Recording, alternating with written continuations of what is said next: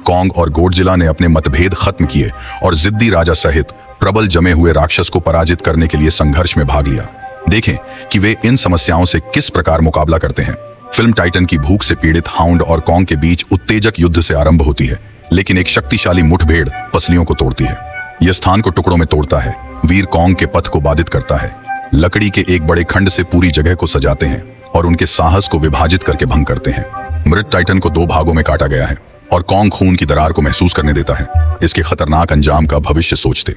ये डरावनी चाल से उनके अंदर की ठंड को बढ़ा देता है और वे दूर भाग जाते हैं। टाइटन के घृणित रक्त को साफ करने के बाद कॉन्ग एक खाई के किनारे अपना आहार लेता है। वह एक मनोरंजक भोजन बनने वाला है, परंतु दांत की पीड़ा ने रुकावट पैदा की। इसके अलावा वह इसे कमजोर नहीं कर पाया। भेड़िया की रक्षा शक्ति को हीन कर सकता है, इसलिए मगरमच्छ ने शव लूट लिया और वह इसे अवरोधित नहीं कर सका। हालांकि एक छोटा मेंढक भी उसका उपहास करता है, पर उसे नजरअंदाज कर दिया गया। इस दौरान डॉ एंड्रयूज ने गोडजिला और कॉन्ग की विशेषताओं का पर्दाफाश किया। वह वहां खोखले पृथ्वी और अन्य टाइटन का अध्ययन भी कर रही है। कॉन्ग को परिवार का अंतिम माना जाता है और एक निराशाजनक दीवार हमेशा उसकी खोज करती है। वह यह भी बताती है कि गोडजिला भीषण राक्षस मानव की संभावना के विरुद्ध खड़ा है। इसी प्रकार इटली और रोम में एक रहस्यमयी मकड़ी जैसे जीव का अवलोकन किया गया। मानवता संकट महान है, परंतु गोडजिला शीघ्र ही हस्तांतरण कर लेता है। उसने राक्षस को जोरदार धक्का दिया और उस पर सवारी कर इसकी तंबू को बंद कर दिया। राक्षस अभी भी गोडजिला के चेहरे पर मिनी कण को घुमाकर विजयी होने का प्रयास करता है, लेकिन कोई भी उसके चुंबकीय प्रहार को अवरुद्ध नहीं कर सकता है और गोडजिला के मुंह से विद्युतीकृत परमाणु लेजर निकलते हैं। अपनी नसों को उकसाएं और राक्षस के शरीर को टुकड़ों में विस्फोट करें। छिड़काव पूरे शहर में फैल गया और शहर सुरक्षित था।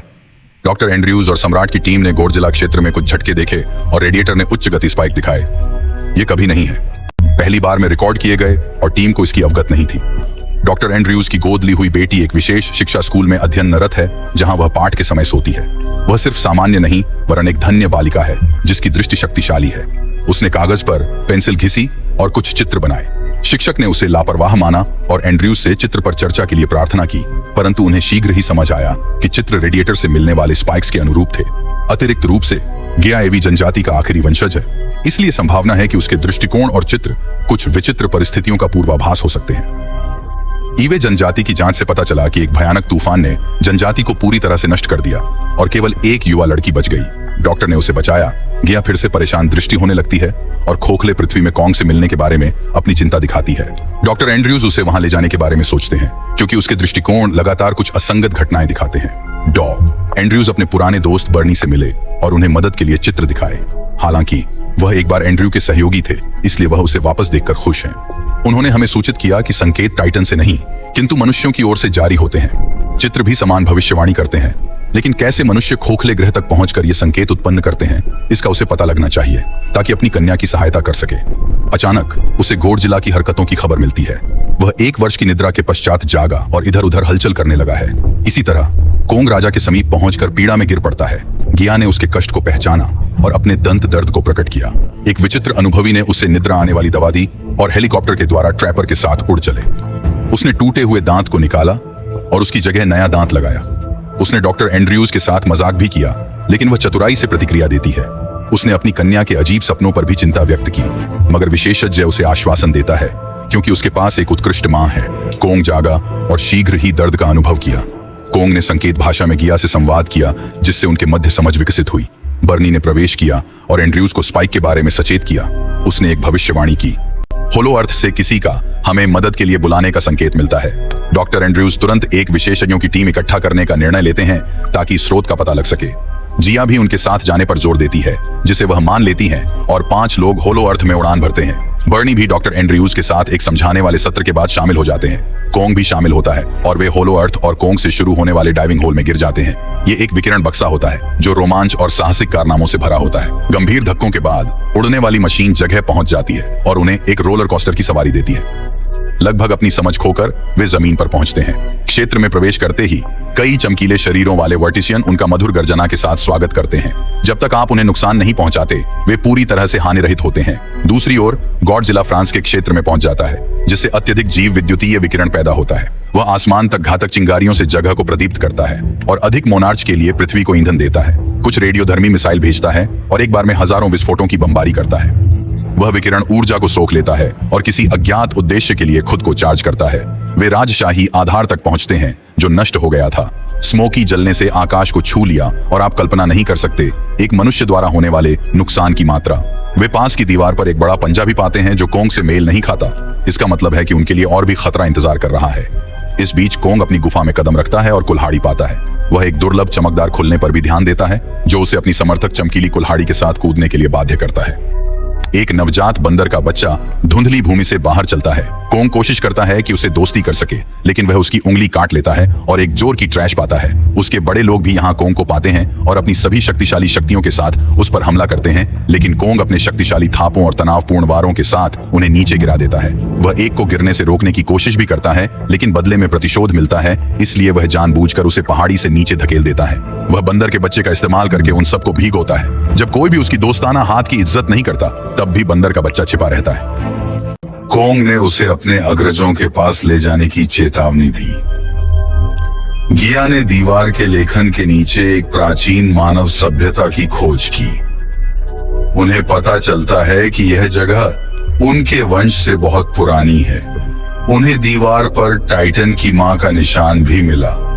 इसके अलावा इसमें कई गुप्त भी हो सकते हैं, इसलिए जब यहाँ संभावनाओं का पता लगाने की कोशिश की जाती है तो गिया को एक चमकदार कीड़े से एक संकेत मिला। वह एक पारदर्शी ढाल से कवर एक और रहस्यमय स्थान पर एक गुजरने का मार्ग सक्रिय करती है। उन्होंने एक छेद खोला और एक चमकदार प्रकाश उनकी आंखों को चमकते थे।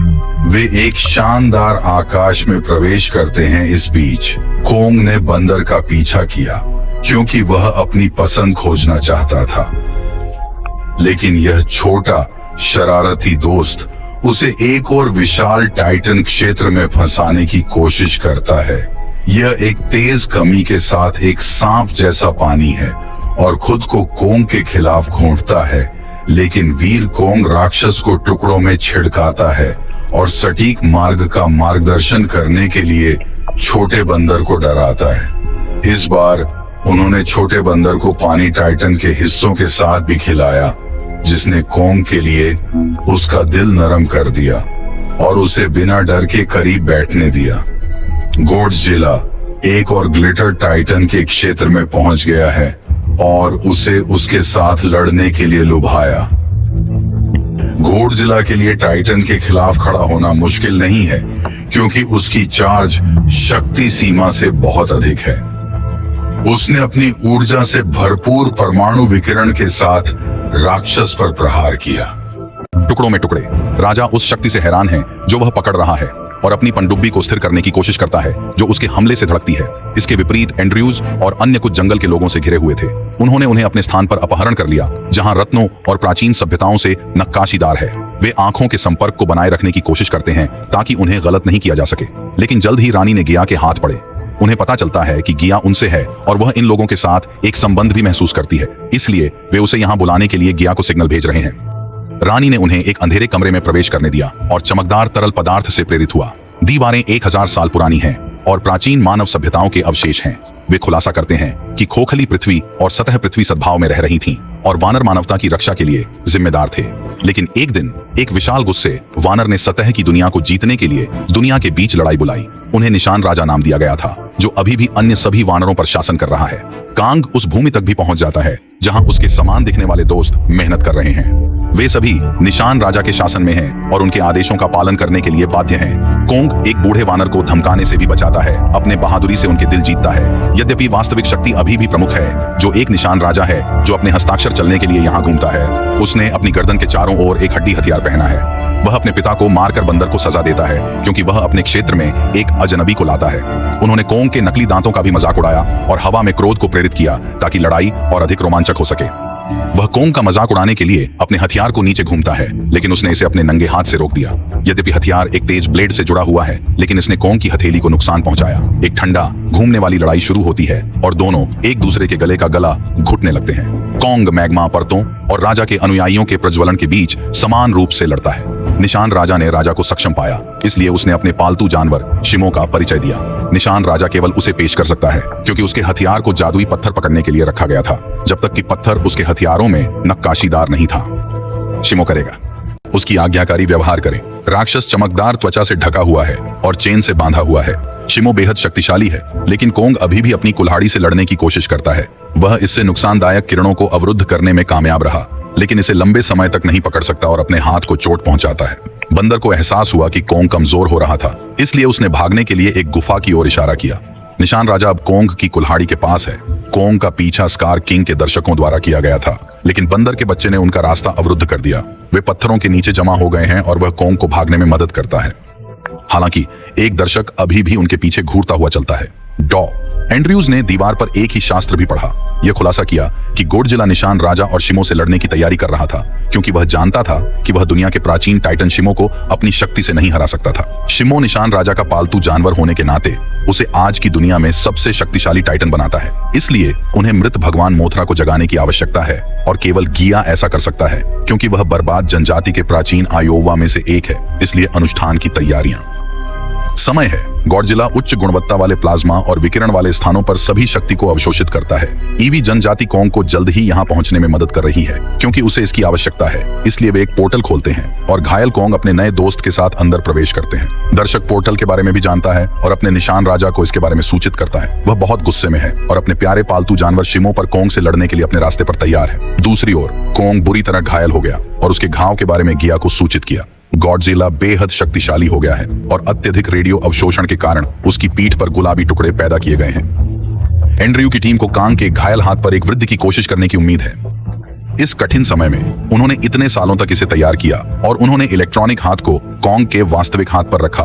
वह इसके बारे में और भी शक्तिशाली महसूस करता है और निशान राजा से लड़ने के लिए तैयार है, लेकिन उसे पहले घोड़जिला को बुलाने की आवश्यकता थी। इसलिए वह मिस्र में पृथ्वी की सतह तक पहुंचने की उम्मीद करता था। उसने उसे जोर से बुलाया और घोड़जिला ने चिल्लाने की उसी आवृत्ति के साथ जवाब दिया। इसलिए घोड़जिला तटों और सार्वजनिक स्थानों को नष्ट करके मिस्र के पिरामिड तक पहुंचता है। अपने बड़े पंजे के साथ ईवी जनजाति अपने पवित्र स्थान पर पहुंचती है और अनुष्ठान के लिए पहुंचती है। जिया शीर्ष तक पहुंच गया और अदृश्य शीट को छूता जहां मोथरा सो रहा था। वह अपनी ऊर्जा स्थानांतरित करती है और अंत में टाइटन्स की देवी जाग गई है। जनजाति ने पोर्टल को बंद कर दिया और मोथरा को पृथ्वी की सतह पर गिया के साथ पहुंचने दिया, जहां कोंग घोड़जिला के साथ लड़ रहा था। कोंग लोगों को निशान राजा के खतरे के बारे में बताने की कोशिश करता है, लेकिन घोड़जिला लगातार मुक्के फेंकते रहते हैं।